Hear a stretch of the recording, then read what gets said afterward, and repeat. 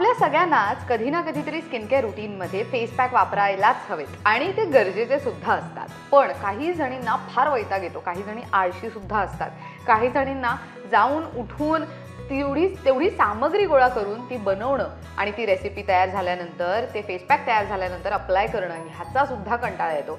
तर यासाठीच म्हणून मी तुम्हाला आज अगदी सोपे 2 मिनिटात तयार करता येतील आणि त्याच्यासाठी जास्त सामग्री सुद्धा लागणार नाही असे मॉन्सून स्पेशल फेस पॅक सांगणार आहे. तर तुम्ही घरच्या घरी 2 मिनिटात आणि सोबतच अगदी फ्रीमध्ये हे तयार करू शकताय.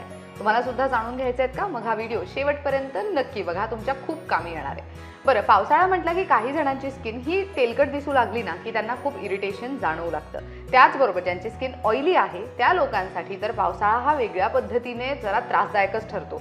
कारण की आपण जेव्हा ड्राईव्ह करतो, म्हणजे ज्या मुली ड्राईव्ह करतात, 2 व्हीलर असेल तर अशा वेळेला चिखल उडत त्यांच्या चेहऱ्यावरती कुठे ना कुठेतरी त्याचे डाग राहतात किंवा तर त्यांचं एक वेगळ्या पद्धतीचं इन्फेक्शन चेहऱ्यावर होऊ शकतं किंवा स्किनवर होऊ शकतं.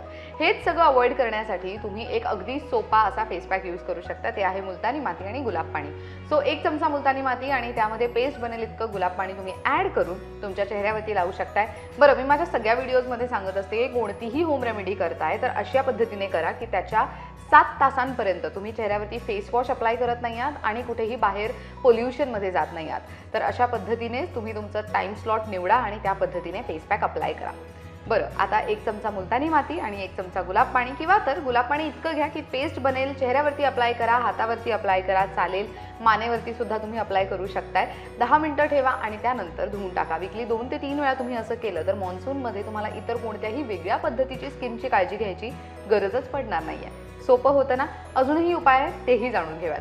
दुसरा उपाय आहे हळद आणि मध. तर तुम्हाला 1 चमचा हळद आणि त्यामध्ये 1 चमचा मध अशी तुम्हाला जाडसर पेस्ट तयार करून घ्यायची आहे. थोडी चिकट असेल पण काही हरकत नाही. तुम्हाला ही पेस्ट 5 मिनिटं फक्त आणि फक्त 5 मिनिटं चेहऱ्यावर ठेवायची आणि त्यानंतर तुम्हाला ते वॉश करायचं आहे. वॉश करून झाल्यानंतर मेक शुअर की तुम्ही चेहऱ्यावरती बर्फ फिरवताय.